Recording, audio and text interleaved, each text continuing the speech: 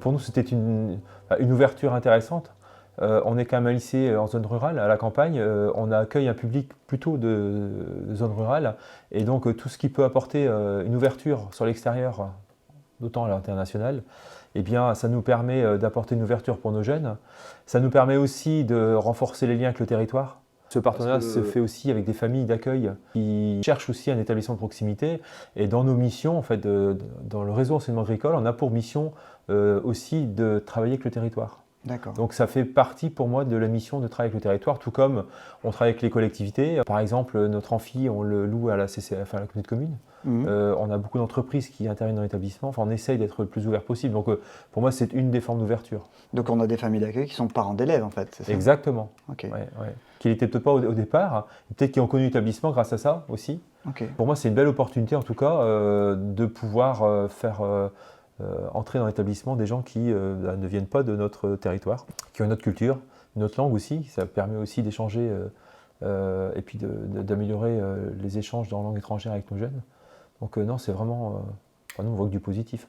On a déjà accueilli pas mal de jeunes depuis 7-8 ans. Je n'ai pas fait le total, mais on a déjà, à mon avis, au moins 15-20 jeunes qui sont passés par chez nous. Du coup, avec l'équipe enseignante, parce que c'est pas évident non plus d'enseigner à quelqu'un qui, des fois, n'a pas de compétences du tout dans la langue, en langue française. En fait. Comment ils s'adaptent? Est-ce que du coup, ils ne s'adaptent pas, ils font comme si c'était n'importe quel autre étudiant? Qu'est-ce que vous mettez en place? Comme vous dites, ils s'adaptent. Alors moi aussi, si je dis oui de manière aussi spontanée, c'est parce que je sais que derrière, j'ai pas de frein.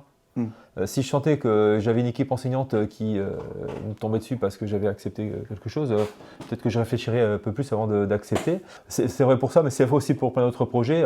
Chaque fois qu'on amène quelque chose de nouveau, nous les profs, voilà, on s'adapte tout simplement. Alors bien sûr, on ne les considère pas entre guillemets sur le plan des résultats scolaires comme tout à chacun, comme les autres, mais le but, c'est d'abord l'intégration dans l'établissement, et puis après, c'est l'apprentissage de la langue, et puis après, c'est les amener à un objectif scolaire. Il y a eu des professeurs peut-être au début qui étaient réticents et qui finalement se sont... Non. Ah non. Puis on est dans le monde de l'enseignement, ce serait quand même dommage d'être réticent à l'accueil des autres. Et donc c'est vous qui prenez la décision seul, ou vous devez passer par d'autres structures? Non, je prends la décision seul. Ok, d'accord. Mais encore une fois, sachant que j'ai l'aval, a priori, de toute l'équipe. Est-ce qu'il y a une adaptation des professeurs du coup? Vous parliez d'un peu de différence entre guillemets parce qu'ils sont justement internationaux.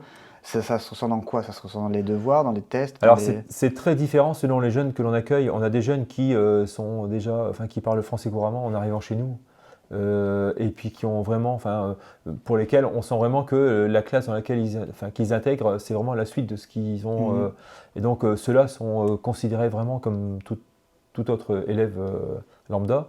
Par contre, on a qui ne parlent pas un mot notre langue. Dans ces cas-là, on met en place un système de notation. Le système de notation est vraiment adapté à la personne. Et puis pour certains jeunes, la commande qui est passée au départ, c'est de dire l'objectif c'est une rupture d'un an, et puis c'est la découverte d'une culture, d'un milieu, d'un territoire. Et donc là, on laisse totale liberté aux jeunes de suivre comme il entend. Il arrive aussi qu'on adapte un emploi du temps spécifique parce que on sait que certains cours ne conviendront pas du tout dans cette classe-là aux jeunes. Donc du coup, c'est déjà arrivé que des jeunes qu'on accueille soient répartis sur 3-4 classes en fonction des emplois du temps. Et ils font par exemple le cours d'anglais dans une classe, le cours de sport dans une autre, le français dans une autre encore, parce que leurs prérequis ne leur permettent pas de suivre toute la scolarité dans la même classe. Okay. Donc, voilà. Est-ce que vous recommanderiez à d'autres chefs d'établissement de justement intégrer des lycéens internationaux? Bien sûr, sans aucune hésitation. C'est une ouverture,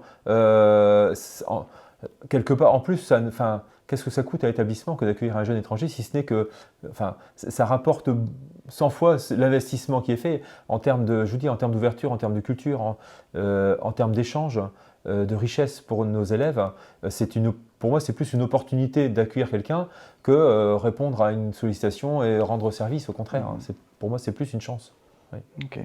C'est pour ça que chaque fois qu'on m'a sollicité, je réponds même quelques fois dans la foulée par mail et je me dis on verra ensuite dans quelle classe on mettra, ce qu'il fera, etc. Parce que a priori pour moi, quelle que soit l'origine géographique du jeune et quelle que soit son parcours scolaire précédent, il a tout à apprendre, enfin on a tout à apprendre réciproquement en tout cas.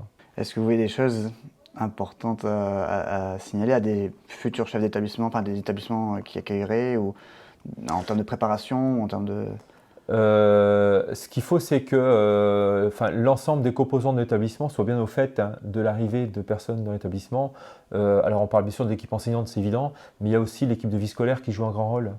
Et parce que l'équipe de vie scolaire, elle est présente dans tous les temps autres que les temps purement de face à face. Et c'est là que l'intégration doit se faire. Donc nous, l'équipe de vie scolaire est très vigilante sur l'accueil d'un nouveau pour déjà mobiliser les autres jeunes de la classe pour les temps hors scolaire. Il ne faut pas que le jeune se retrouve seul le midi par exemple ou pendant les récréations. Donc pour qu'il y ait une véritable intégration, il faut vraiment que toutes les forces de l'établissement soient partie prenante dans le projet. Okay. Ce projet aussi nous permet d'afficher de manière plus large un projet international pour l'établissement, je parlais tout à l'heure, avec le développement des langues dans l'établissement. On a ouvert le néerlandais par exemple en langue vivante. On a toutes les certifications qu'on met en place pour nos jeunes dans l'établissement. Il y a le programme Erasmus. Et pour moi, c'est une pièce supplémentaire au projet global international de l'établissement. Ça permet aussi de valoriser l'établissement. En fait, exactement, tout à fait. Okay. Ouais. Et on le met d'ailleurs dans nos communications, tout comme on met aux préparations, aux diplômes étrangers dans l'établissement. Pour moi, ça fait partie d'un ensemble. Très bien, merci beaucoup. De rien, avec plaisir. Sauf si vous voyez d'autres choses qui pourraient être... Non, c'est simplement de dire, il ne faut surtout pas hésiter si un collègue est sollicité, ça peut être que c'est une belle opportunité en tout cas.